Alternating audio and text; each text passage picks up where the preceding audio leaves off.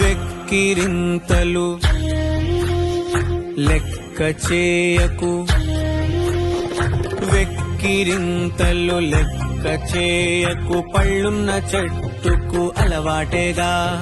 కలత చందకు చందమామకే ఏటేట చవితికి నిందలేగా.